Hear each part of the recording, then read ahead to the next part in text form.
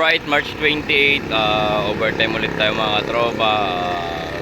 Big bike concept, Sniper 155, Ashumags, transparent gold ang ginamit natin, version 2, 2.5 sa harapan, 4.0 sa likuran. Bali ang mga gulong nito sir is 150 by 60 by 17 sa likuran, beast tire. At yung pangarap naman ni sir is yung current na gamit niya na 100 by 80 by 17 na quick tire.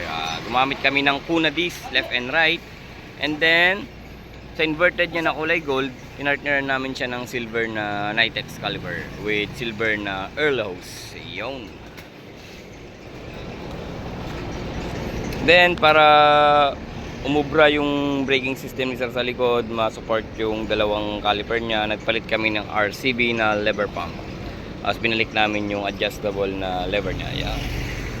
Bali si sir nga pala naka-ano na siya, nag-avail din siya sa amin dati ng full fairings, ayan, MBR1 po na pipe. Alright, sa mga nagnanais ng ganitong concept, visit lang po kayo sa Arcworks Motor Parts, located at 1526C Maceda Street, Sampaloc, Manila, your big tire and big bike concept shop. Alright.